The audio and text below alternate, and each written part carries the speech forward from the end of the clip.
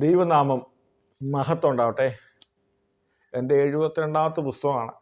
ഞാൻ ഈ പുസ്തകം വായിച്ചാണ് സ്വർഗീയ മനുഷ്യൻ ബ്രദർ യൂൺ പോൾ ഹട്ടാവ, ഒരു ചൈനീസ് സുവിശേഷകൻ്റെ ജീവചരിത്രമാണ് ഈ പുസ്തകത്തിൽ രേഖപ്പെടുത്തിയിരിക്കുന്നത്. ഞാനിത് 2 ദിവസം കൊണ്ട് വായിച്ചു തീർന്നു.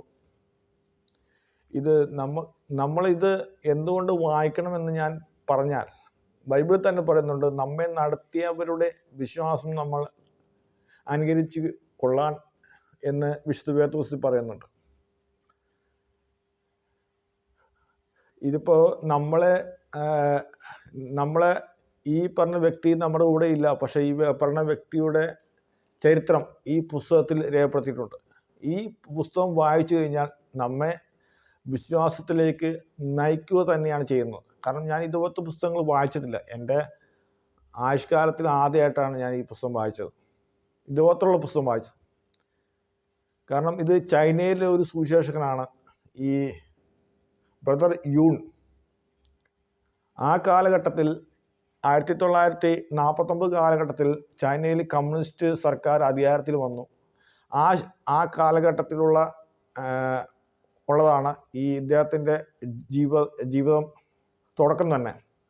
ആ കാലഘട്ടത്തിൽ ഇദ്ദേഹത്തിൻ്റെ പിതാവ് ഒരു കമ്മ്യൂണിസ്റ്റുകാർക്കെതിരെ പോരാടിയ ഒരു നാഷണൽ ആർമിയുടെ ഓഫീസറല്ല, ഒരു പട്ടാളക്കാരനായിരുന്നു. വളരെ കർക്കശവും വളരെ മുൻചുണ്ടിക്കാരനുമായ ഒരു പോലീസ് ഉദ്യോഗസ്ഥൻ്റെ മകനായിരുന്നു ഈ ബ്രദർ യൂണിൻ്റെ പിതാവ്. ഉദര സംബന്ധമായ രോഗം മൂർച്ഛിച്ചപ്പോൾ ഇദ്ദേഹത്തിൻ്റെ മാതാവ് ക്രിസ്തുവിനെ അറിഞ്ഞു, വിശ്വാസം സ്വീകരിച്ചു. വളരെ കഷ്ടത്തിലൂടെ പോകുന്ന ഒരു ബാല്യകാലമായിരുന്നു. ആ കാലഘട്ടത്തിൽ ഇദ്ദേഹത്തിന് അതിയായി ബൈബിൾ വായിക്കുവാൻ അല്ലെങ്കിൽ ബൈബിൾ കാണുവാൻ അതിയായ മോഹം ഉണ്ടായിരുന്നു. ആ കാലഘട്ടത്തിൽ ബൈബിൾ ചൈനയിൽ നിരോധിച്ച കാലഘട്ടമായിരുന്നു. അദ്ദേഹത്തിൻ്റെ ഒരു നാട്ടിലുള്ള ഒരു വിശ്വാസിയുടെ അടുത്ത് പോയപ്പോൾ അദ്ദേഹത്തിൻ്റെ കയ്യിലുണ്ടെന്ന് അറിഞ്ഞുകൊണ്ട് കാണാൻ വേണ്ടി പോയപ്പോൾ അദ്ദേഹം സമ്മതിച്ചില്ല. കാരണം അദ്ദേഹം തന്നെ, ആ വിശ്വാസി തന്നെ, നിലത്ത് വളരെ ആഴത്തിൽ ഭദ്രമായിട്ടൊരു ചെമ്പ് പാത്രത്തിൽ ബൈബിൾ വെച്ചിട്ട് ആഴത്തിൽ കുഴിച്ചിട്ട് അദ്ദേഹം ധ്യാനിക്കുകയാണ് ആ കാലഘട്ടത്തിൽ അദ്ദേഹം ചെയ്തത്. എന്നിട്ടും ബ്രദറിന് ആ ബൈബിൾ കാണുവാൻ സാധിച്ചില്ല. കാരണം അത്രത്തോളം ചൈനയിൽ ബൈബിൾ നിരോധിക്കപ്പെട്ട കാലഘട്ടവും, കാരണം ഒരു ബൈബിള് മണ്ണിനടിയിൽ കുഴിച്ചിട്ട് അത് രഹസ്യമായിട്ട് എടുത്ത് വായിക്കുന്നൊരു കാലഘട്ടം എന്ന് പറയുമ്പോൾ നമുക്ക് ഭയങ്കര ഭീകരമായ ഒരു കാലഘട്ടം നമുക്ക് ഊഹിക്കാൻ പറ്റും. കാരണം നമ്മുടെ കയ്യിലെല്ലാം ബൈബിളുണ്ട്, നമ്മുടെ കയ്യിലെല്ലാം സുവിശേഷങ്ങൾ, സന്ദേശങ്ങൾ നമ്മുടെ ഫോണുകളിലെല്ലാം കിട്ടും. പക്ഷെ ചൈനയിൽ ഇദ്ദേഹം ജീവിച്ചിരുന്ന കാലഘട്ടത്തിന് അതിഭീകരമായ ഒരു കാലഘട്ടം തന്നെയാണ്. ആ ഒരു സംഭവം തന്നെ നമുക്ക് വായിക്കുമ്പോൾ നമുക്ക് മനസ്സിലാക്കുന്നതാണ്. ഏകദേശം 358 പേജോളം ഉണ്ട് ഈ പുസ്തകം. ഇത് വായിച്ചപ്പോൾ ഈ വീഡിയോ ചെയ്യണമെന്ന് അതിയായൊരു ആഗ്രഹം ഉണ്ടായിരുന്നു. ഇത് ഗോസ്പൽ പബ്ലിക്കേഷൻ ആണ് ഇത് ഇറക്കിയേക്കുന്നത്. ഏകദേശം 150 രൂപയാണ് ഈ ബുക്കിന് വില. ഈ ഞാൻ പറഞ്ഞു വന്നത് എന്തെന്നാൽ, ആ കാലഘട്ടത്തിൽ വിശ്വാസികളെയും ഒക്കെ വേട്ടയാടപ്പെടുന്ന കാലഘട്ടം, അതായത് മാവോയുടെ കാലഘട്ടമായിരുന്നു. ഭീകരമായ ആളുകൾ അതായത് ക്രിസ്തീയ വിശ്വാസികൾ, ബൈബിൾ നിരോധിക്കപ്പെട്ട കാലഘട്ടം. പിന്നീട് യൗവനത്തിലേക്ക് വന്നു. ആ കാലഘട്ടത്തിൽ ചൈനയിൽ ദ്രി സൗഹൃദ സഭ എന്നൊരു സഭ രൂപീകരിച്ചു കമ്മ്യൂണിസ്റ്റ് സർക്കാർ.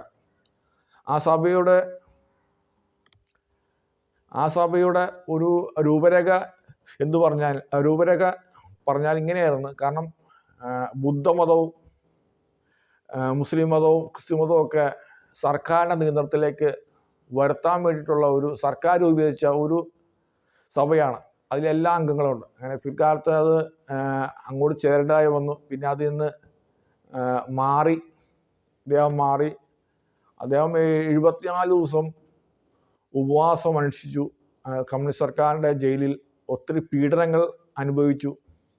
വളരെ എന്താ പറയുക, നമുക്ക് വായിക്കുമ്പോൾ നമ്മുടെ കണ്ണിൽ നിന്ന് വെള്ളം വരും.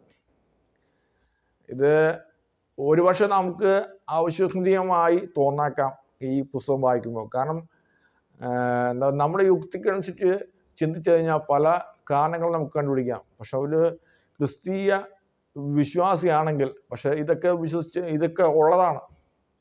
കാരണം ഈ ഒരു കാലഘട്ടത്തിൽ ഈ ബ്രദർ, ഈ വിശ്വാസി അല്ലെങ്കിൽ ഈ ഒരു സുവിശേഷൻ സഹിച്ച കഷ്ടപ്പാട് ഓർത്തു കഴിഞ്ഞാൽ നമ്മളൊക്കെ നയിക്കുന്ന കഷ്ടപ്പാടൊക്കെ വെറും നിസ്സാരമാണ്.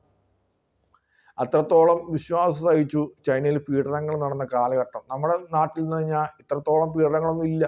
സുഖകരമായിട്ട് ജീവിക്കാനുള്ള ചുറ്റുപാടുകളെല്ലാം ഉണ്ട്. എന്തുകൊണ്ട് പല ആളുകളും ദൈവത്തെ അറിയുന്നില്ല? ദൈവത്തെ അറിഞ്ഞാലും പലരും ദൈവത്തെ മറന്നുള്ള ജീവിതം, സമൃദ്ധമായ ജീവിതം വരുമ്പോൾ പലപ്പോഴും ദൈവത്തെ മറക്കും. പക്ഷെ അദ്ദേഹത്തിന് ഒരിക്കലും സമൃദ്ധമായ ജീവിതം കിട്ടിയിട്ടില്ല. അടിയിടി പല സർക്കാരിൽ നിന്ന് ജയിലിൽ കിടക്കേണ്ടതായി വന്നു. മലം വരെയും ഇദ്ദേഹം കോരിയിട്ടുണ്ട്. അറിയാമോ? ആ ഒരു കാലഘട്ടത്തിൽ ഇദ്ദേഹത്തിൻ്റെ സുവിശേഷം, ദൈവത്തോടുള്ള എന്താ പറയുക വിശ്വാസം മുറുകെ പിടിച്ച ഒരു മനുഷ്യനാണ്. കാരാഗ്രഹത്തിൽ നിന്ന് ദൈവം അത്ഭുതകരമായി രക്ഷപ്പെടുത്തി. നമ്മുടെ നാട്ടിൽ ഈ ഇദ്ദേഹത്തിൻ്റെ ചരിത്രവും നമ്മുടെ നാട്ടിലെ വിശ്വാസ ജീവിതം നോക്കിക്കഴിഞ്ഞാൽ വളരെ വ്യത്യാസമുണ്ട്.